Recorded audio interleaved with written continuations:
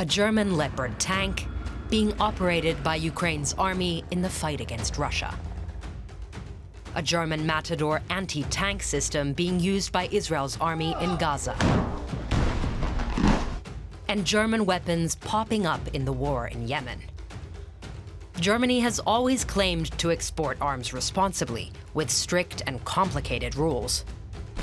But that's changing. I think it was long overdue that Germany changed its policy. We are in an era of massive rearmament. The German arms industry is booming, and weapons are ending up in countries all over the world, even ones with questionable human rights records. So has Germany ditched its principles?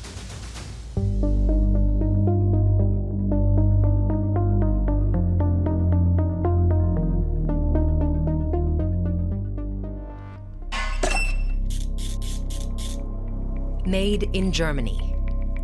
German Leopard tanks have been a big help in pushing back Russia's full-scale invasion, according to Ukraine. But they also tell us something about Germany. Germany is a driving force in NATO, making major contributions to our shared security. Germany is right in the middle of Europe and the NATO bloc. It's not far from Ukraine and the countries of NATO's eastern flank, the countries closest to Russia. As a response to the threat from Russia, the German arms industry has been ramping up production for Germany's allies. You can see that in the small town of Unterlüss, where the German arms giant Rheinmetall already has a big production site. Now, a new munitions factory has been added there, built at record speed in just 15 months, according to Rheinmetall. It's supposed to produce 350,000 artillery shells a year by 2027, for the German army, for Germany's NATO allies, and for Ukraine. It's part of the EU's goal of being able to provide Ukraine with over 1 million shells per year. Rheinmetall is not state-owned. It's a publicly traded company, just like most of these other German arms producers. Germany is the 5th biggest arms exporter in the world, a growing factor for Germany's economy. Since the war in Ukraine, there's been a lot of talk about Germany getting ready to defend itself.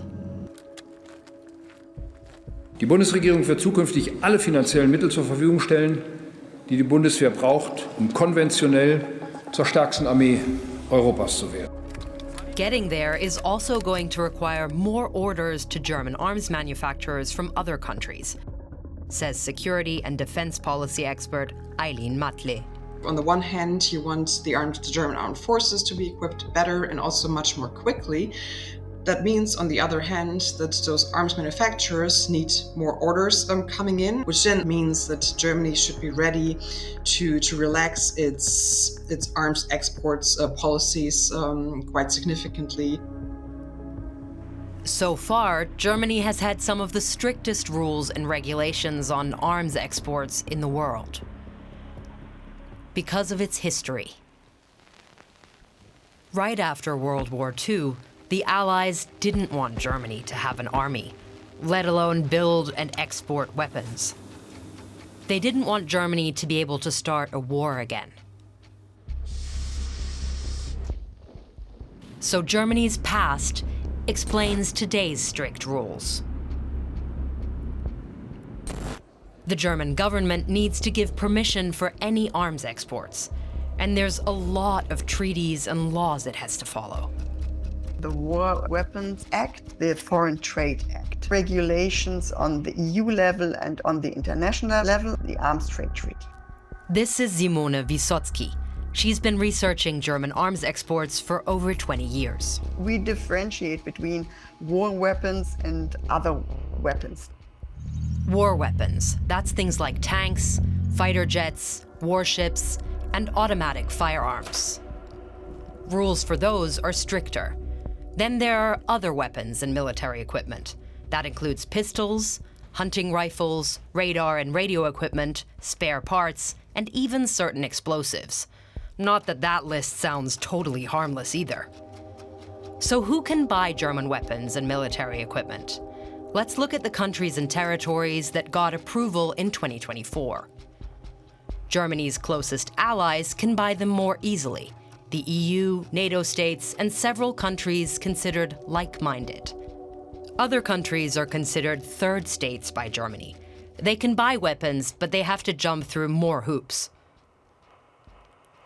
Let's take the theoretical case of an EU country buying radio equipment from Germany. Here, the Ministry of Economic Affairs would decide. That's easy. But there's a higher decision-making body for the not-so-easy cases, like orders on tanks. Germany's National Security Council, which just got a revamp. The council is made up of the chancellor and relevant ministers. They make their decisions behind closed doors.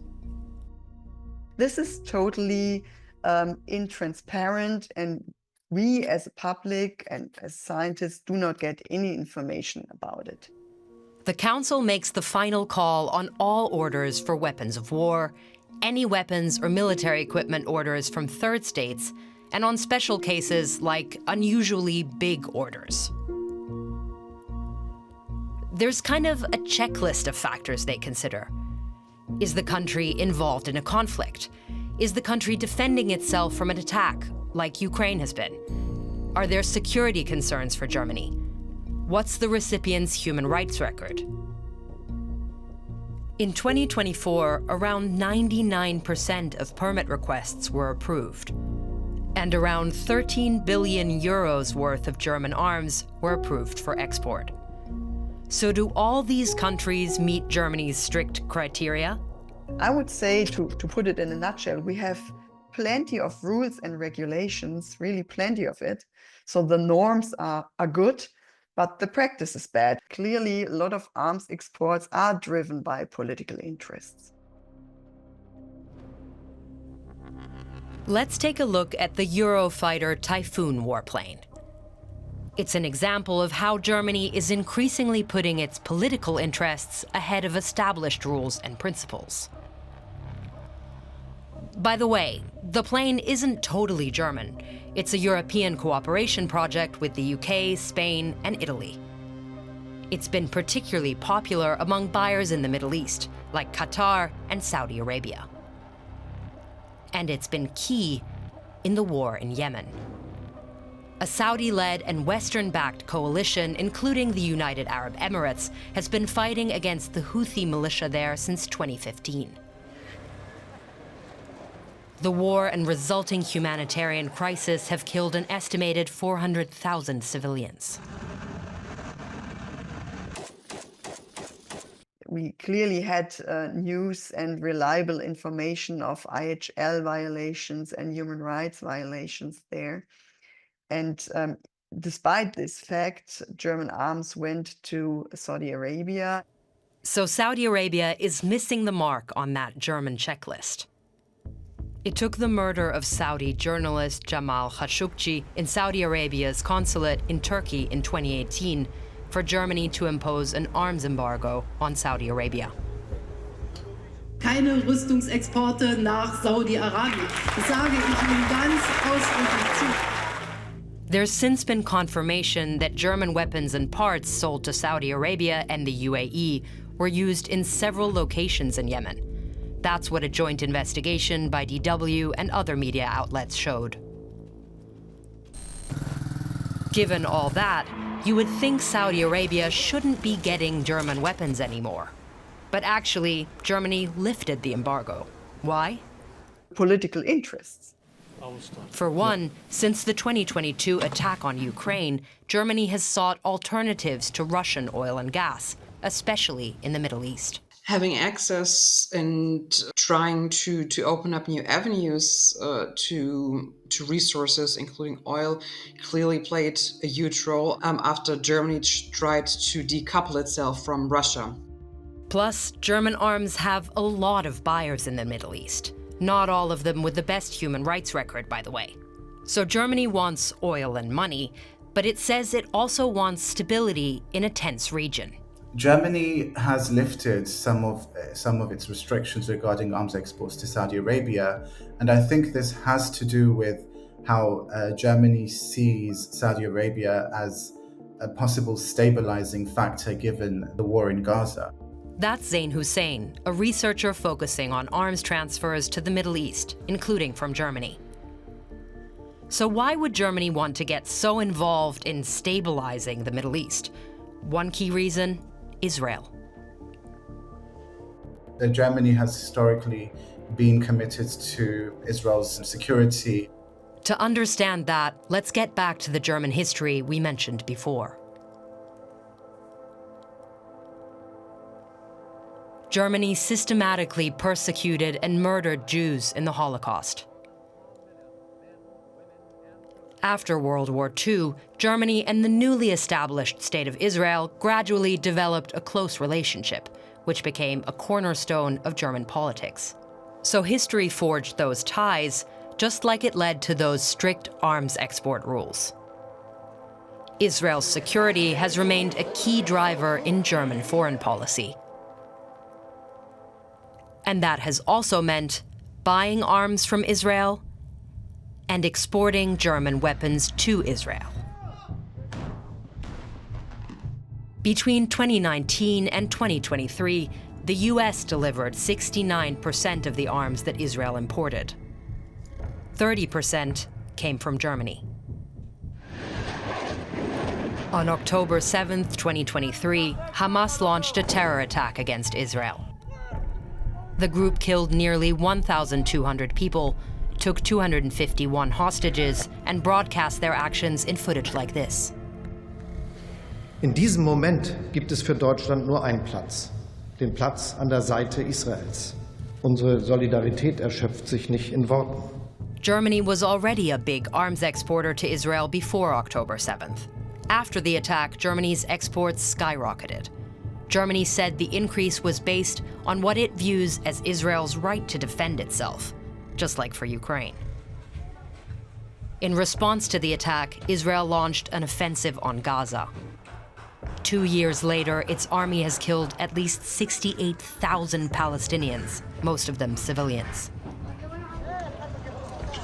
In September 2025, a UN investigation found that Israel was committing genocide in Gaza. A genocide case against Israel is also currently ongoing at the International Court of Justice. And right in the middle of all of this, we see how arms imported, especially from the USA, but also from Germany, have been used in Gaza against civilians.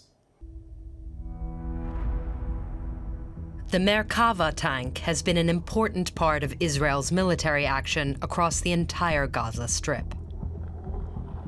The tanks themselves are Israeli, but some of them are powered by diesel engines produced in Germany. The German-made Matador, an anti-tank weapons system, is also being used by the IDF, including here in Khan Yunis. This social media video posted by Israeli soldiers shows the IDF firing it in the city, reportedly at Palestinian homes.